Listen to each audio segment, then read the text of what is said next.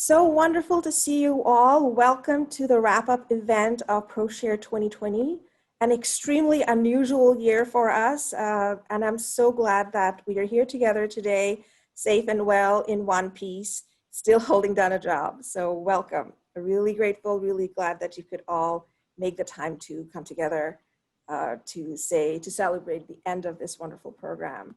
And with that, I will go to the best part of our event today. We are extremely fortunate to have Luby Levin with us. She is the Associate Vice Chancellor of Campus Human Resources and sponsor of the AMG. She's a champion of professional development for all staff. And today she has very graciously agreed to say a few words on how we can strategically adapt to big changes.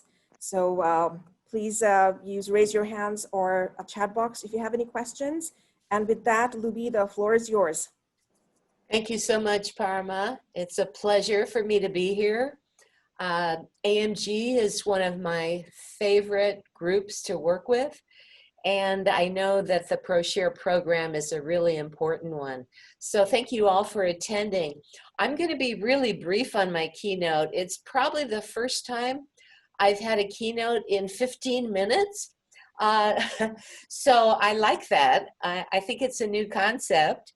And what I'm going to do is try to make it, I'm hoping it'll be interesting for you as well as fun. And I look forward to all your questions because I know there's a lot to talk about in this subject. And I try to zero in on what we're all dealing with.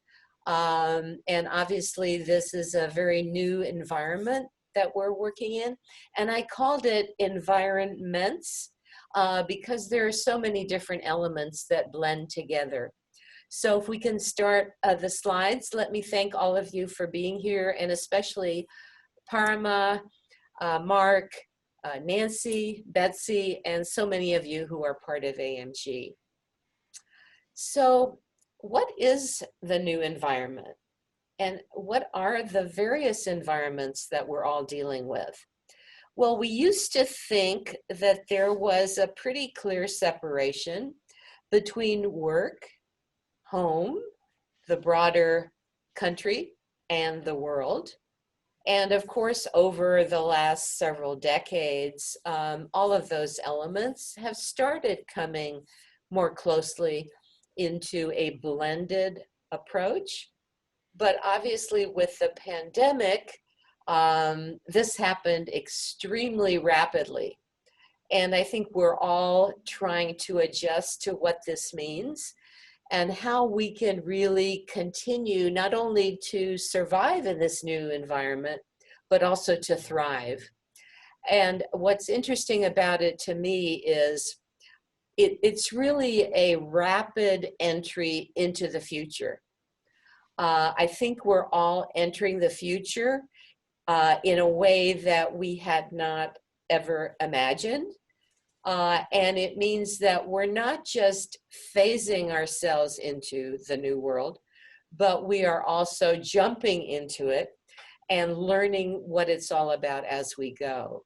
So it takes a lot of resilience, stamina, courage, and we're working through one day at a time. So I'm sharing really my perspective, my experience, and what I'm hearing from so many of my colleagues at UCLA. And I'll be very interested to know what you think about this and what your questions might be. So we used to think that work in general probably was not always an 8 to 5 proposition. But for most of us, we would work around the edges of 8 to 5. Some might work, into the evenings, but there were also days that we could take off and separate from work. That's no longer the case because we've really merged work and home. And I know many of you who have children are feeling that in a more dramatic way than some of us who do not have children. But, as we go through it, we're learning what it means, and we're redefining what work is. And I think this is a great opportunity to be at the very beginning of what I see as a future down the road where work is going to be redesigned. We will probably, even if the pandemic goes away, and we hope that will happen sooner rather than later, we will still be working in a very different context, I think. And so now is the time for all of us really to define what that means. And between work and home, is there really a border anymore? Remember when we were commuting? One of the few positive things about commuting across the freeways is that there's a break there and you see a distance between the workplace and the home environment. Now that distance is no longer there for us. And my view is that we need to find a way to still have some type of a break. And perhaps the best way to do that is for us to figure out for ourselves, how can we structure work as well as home life to make sure that the two are not totally blended and that we can really enjoy aspects of both and be productive in both places. And obviously, we are more and more connected than ever before, not only with the United States as a country as a whole, but certainly internationally with the world in general. And there are good things about that. I think we can learn from what's happening in our own country, in other states, as well as in the world in general. But it's also somewhat frightening because I think we're finally realizing, even though we had a taste of this previously in terms of technology, we're actually now really engaged in a much more dramatic way with the world as a whole. It's no longer going on vacation, going to a different country, experiencing a different culture and environment, but we know that everything we do now is our health, our welfare, our activities, our technology, everything is connected. So that alone takes some knowledge, experience to be able to benefit from. And we should continue to be on that quest to learn everything we can learn from other countries. And it's really been very interesting for me to see that with the pandemic, we're looking at other countries. We're looking at what Denmark did. We're looking at what other countries throughout the world did to help either stop the pandemic or to find ways to deal with health issues and environmental issues that we can benefit from learning about. So I think we're going to see more and more of that and bring together a number of different ways to address those different environments. So how do they all fit together? Well, I think what's critical is that we continue to find ways, as you are doing in AMG and with ProShare, to continue those really critical connections with colleagues. Obviously, family members are a key point of our responsibility, making sure they are healthy and well, that we are contributing to their well-being. And again, because of this blended impact, we also become part of what's happening globally. And the key question for us is whether everyone is going to be willing to observe the new rules to stay healthy. And it's no longer only about ourselves and our families, although that continues to be a primary objective, but we are responsible to one another in terms of the conditions that we are in to stay safe, to stay healthy. We must find ways to assure that everyone is engaged and that as they understand that the impact of what others do, what their behavior is going to affect not only our campus as a whole, but how effective we can be in our own family setting and our own work group setting to ensure that we have a safe environment to work in. And obviously, many of our colleagues, as well as friends and probably our extended family members, are going through a very difficult and challenging time in terms of dealing with the current economy. We're starting to hear more and more about large organizations that are looking at downsizing, some with very dramatic experiences, simply because the business community has not fully resumed its activities yet. And until the pandemic can come under better control, this may be a continuing condition that we all are going to feel either directly or indirectly.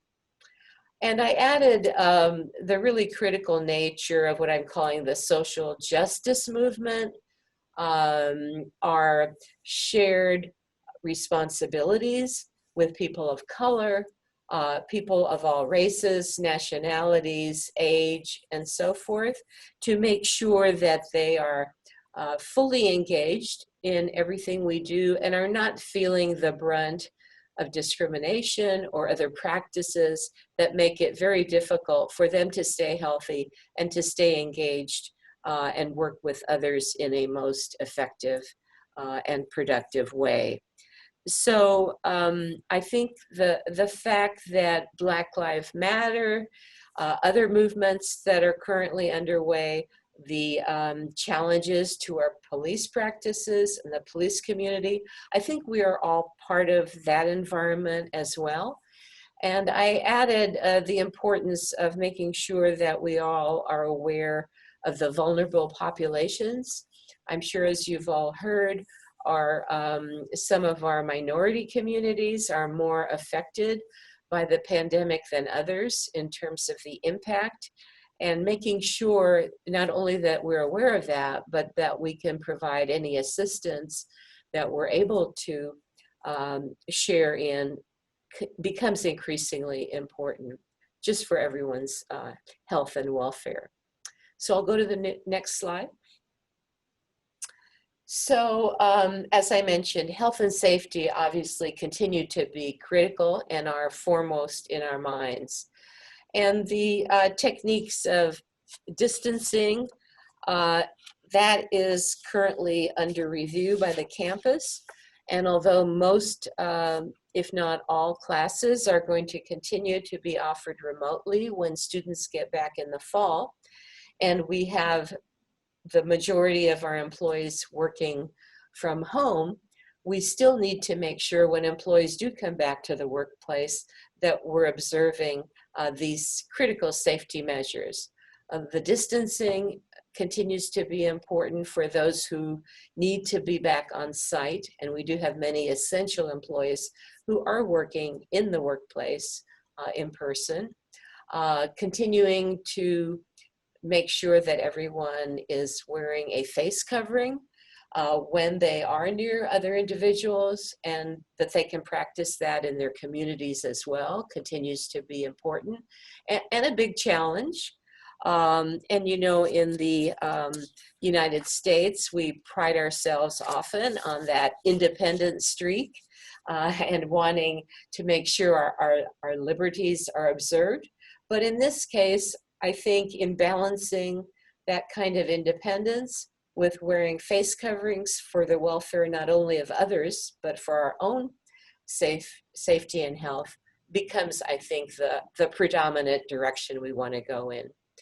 And symptom monitoring, I'm very pleased that UCLA has come up with a very efficient and effective way for those who plan to come into work to do a test every morning before they come in.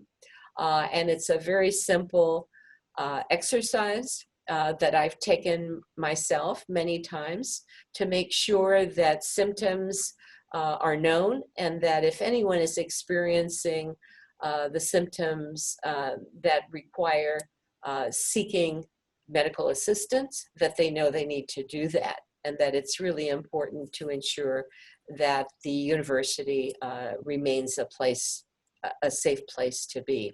So these are some funny cartoons that I found.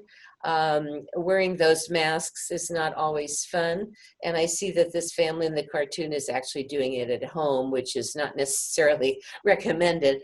But on the other hand, I think it makes the point of how the face coverings need to be observed. And then, of course, social distancing. We don't need an animal to remind us of that, but it's a nice way to remember how important that is. So next slide, please. So some of you may disagree with my terminology here, the tyranny of technology. Now, technology is wonderful. I don't need to convince any of you of that. But also, it's now all-encompassing. I think everything we do is dependent on technology. And luckily, we have a lot of options, and many of you, I'm sure, are much more equipped and knowledgeable about use of those options than I might be. And there are different generations who have different levels of expertise. So taking advantage of that, but also understanding that, you know, it's part of the human condition right now. And if we don't want it to be a tyranny, we need to rise to the occasion and really get as much training and expertise as we possibly can. To be effective in the workplace, obviously, we're all adjusting to Zoom. And thank you to Parama and others here who really are helping us do what we need to do to make sure our communications on Zoom are effective. And I have to say, Zim is a master at this, so we appreciate your assistance as well, Sim. It's great to have you as part of the AMG leadership group. So staying connected, I think this is critical for those of you who are managers and supervisors. I think you know the challenge of staying in touch with your teams, as well as colleagues in general on the campus. And I think AMG can be one of the mechanisms, along with all the different work groups and associations we have at UCLA, that can really support this effort.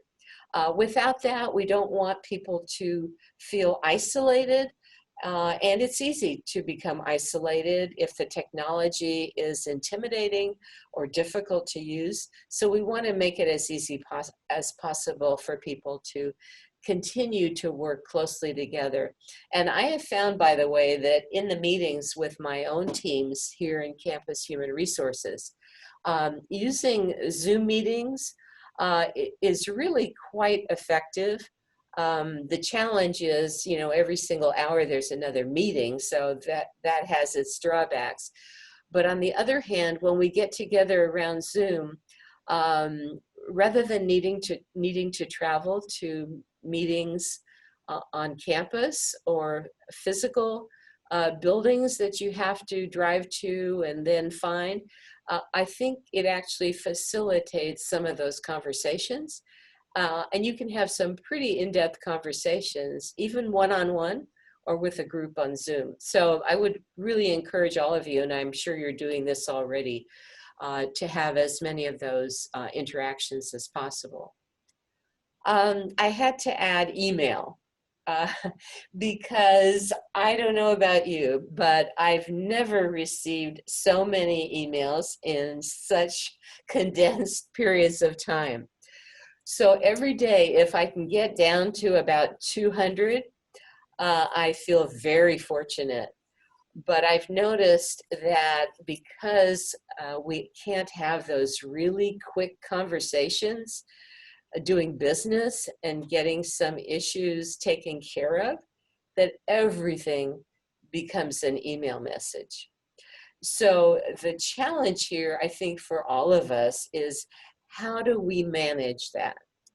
How do we structure our time in a way that we feel we're responsive to all the different questions and issues that are coming our way, but also that we can manage it well enough to deal with priorities to stay connected again, and to make sure we have some time for ourselves, at least some breathing time. So that's not easy. I think we're all learning how to do that. And perhaps as we get more expertise on using the technology, we'll be able to manage the email just as effectively as well. But there is a tendency for us to want to respond to every single email message as soon as it comes in. And that's very hard when you're working on short-term issues as well as long-term issues. So you may have some questions about that, and I'm still finding my way around all the email. And number 4, I think is really something I want to emphasize with all of you. One of the best things about being working remotely is that we're able to use some of our time for learning and development without having to reach out to external programs as much as we might have needed previously. Almost all professional associations, including the activities in training and development that we have here at UCLA, are being offered online. And I hope you are all looking at the links and the websites that are available. There are also many entities external to UCLA that are offering classes and programs remotely.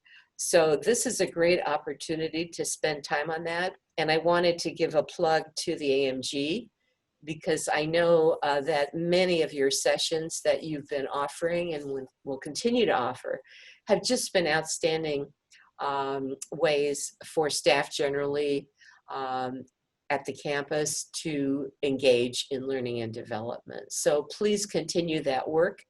We're also going to be offering some additional new programs that are related to the Chancellor's message that everyone got a couple of weeks ago, I think on August 14th, about providing some additional classes without any cost.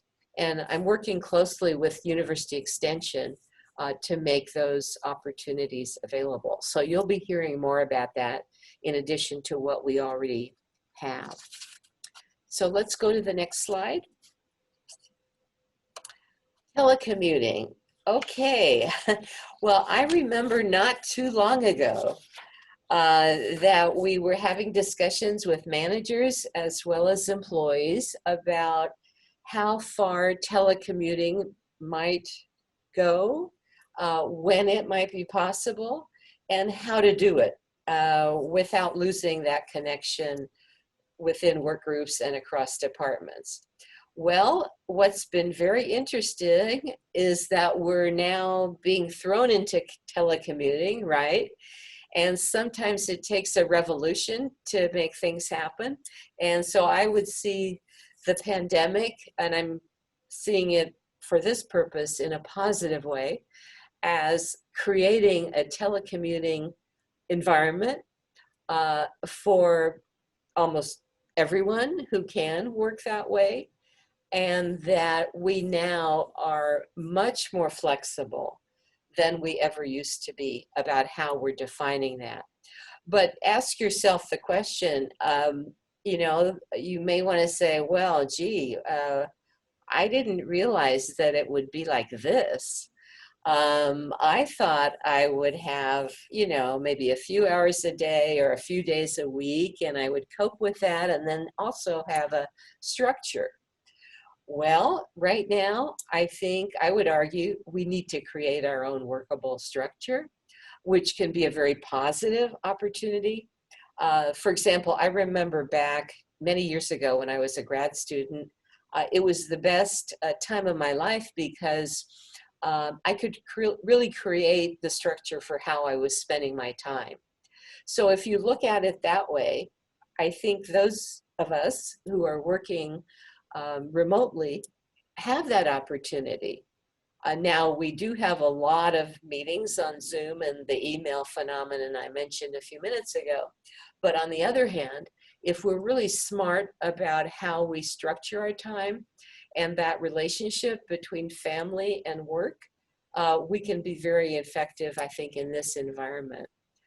For managers, it's really critical in terms of how you lead your teams and designing that with them, getting their input on what's most helpful to them, how they can be productive, and how you can support their efforts, I think is a really important element of being successful in this new environment. And while we're doing this, as I mentioned earlier, we are really creating the vision of how work will be happening in the future.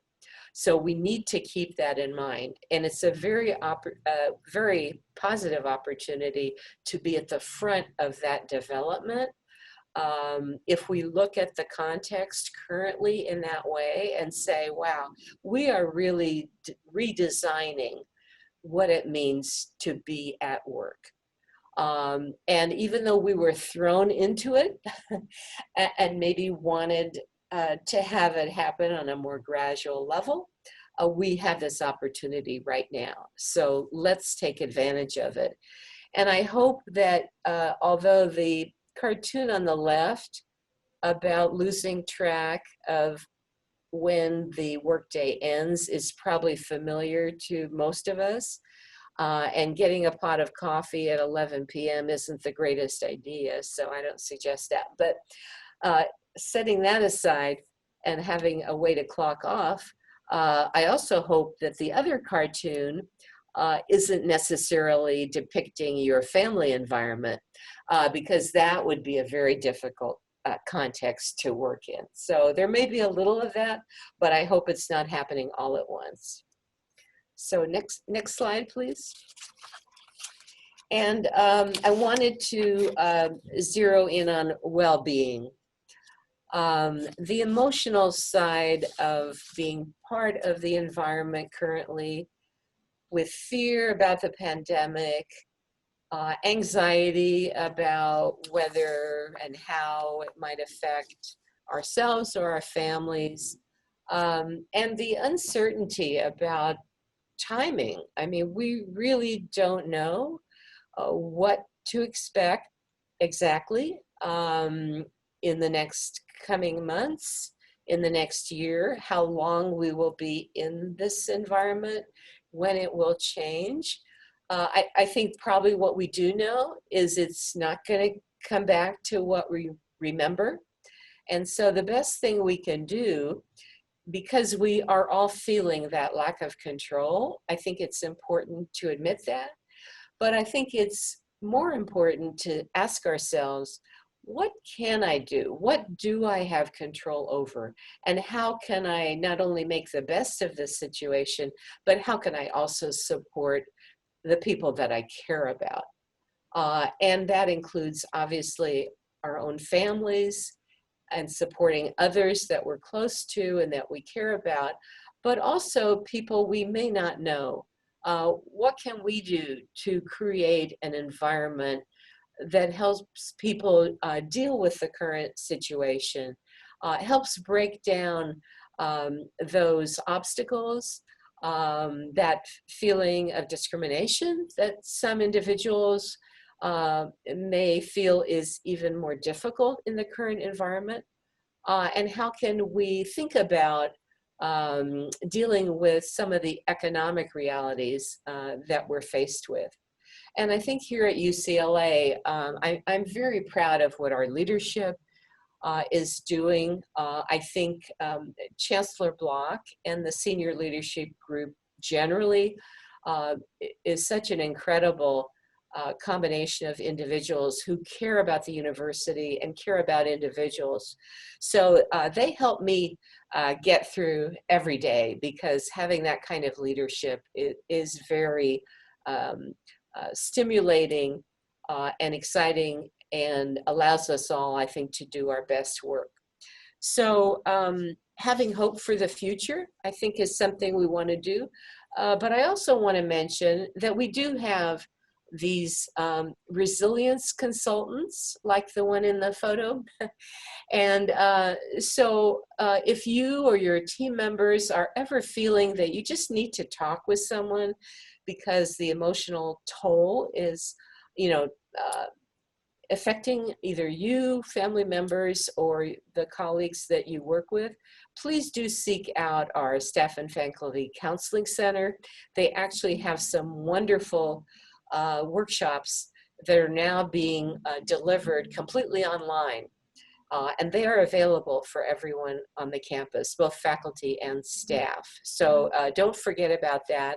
And I've been very excited to see what they're able to accomplish in this remote environment. And they have some new programs that are very exciting as well. So with that, I want to thank all of you again for giving me some time to talk. I hope I didn't go over my allotment. But we have some questions coming up. So I'll turn it over to Mark to take us through that. And thank you. Thanks, Walubi. Thank you for an outstanding presentation. A few questions we have. First question, telecommuting. What do you see as the future of it? Do you see the potential of a national workforce working for UCLA post-COVID? Thank you, Mark. I do. I think it's here. I have people in my own department who are in Hawaii, in Tennessee, in New York State. And although I'm not sure, I think I would know if I had someone overseas, so I don't see that yet. But just my department alone has at least 3 or 4 people in that situation. So as we move into even more of this future of work, I think telecommuting will stay. And I think what's interesting about it, it broadens our potential on recruitment and retention. And as we think about human resource needs, and the fact that, you know, we have retirements coming up with the baby boom generation and so forth, I think this flexibility on where people live gives us a lot more to work with. And I also am hearing from many people how important it has been to minimize or eliminate the commuting to the campus. We lost quite a few staff members over the years who simply could not continue with the long commute they had. So this is a new opportunity for people in our community. I recently recruited someone who was employed at the Office of the President, but who lived between LA and San Diego. And now there's no problem at all. So I'm hoping that departments generally have that same experience, but I think telecommuting is here to stay, and that's the positive aspect of it. So great, I'll apply for UC San Diego tonight. Thank you. Oh, no. that was not my objective. We have a few more questions if we can. We have a question about the hiring freeze and the impact on our population. Well, the hiring freeze has been softened a bit. And that's because we had that centralized review process for a while, but it was decided by the senior leadership that individual deans and individual vice chancellors could decide what the critical hiring needs were for their organizations. And so now we no longer have that central review, but deans and vice chancellors are deciding when to fill positions, and they are obviously paying close attention to the budget situations they are in. So we hope that in addition to deciding when hiring is needed, that they are also looking at opportunities to restructure their organizations. And we are in HR, we are working really hard to give them more flexibility for movement of positions across units and across departments. and I'm emphasizing a great deal internal recruitment. So I expect that we're going to see more jobs when there are openings that are made available to UCLA employees. And some jobs may be available, may be made available within organizations rather than full open external recruitment.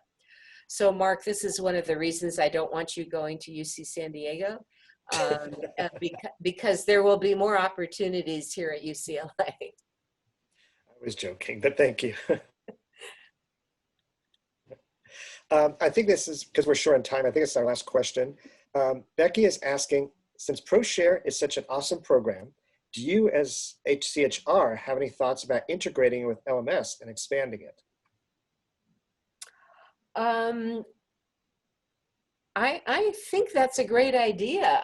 I'd like to explore it because, you know, you've created such a wonderful model. I'd like to go back and talk with our training and development group about whether it can be offered more broadly and that full credit is provided for the experience. So I think that's a great idea. If I could get more information about what that might look like, I'd be happy to pursue it. Thank you. You're welcome. Well, everyone, if you can do a virtual round of applause for Luby. Thank you for her presentation. She's been awesome. Thank you all so much. It's been my pleasure to see you and to be part of it.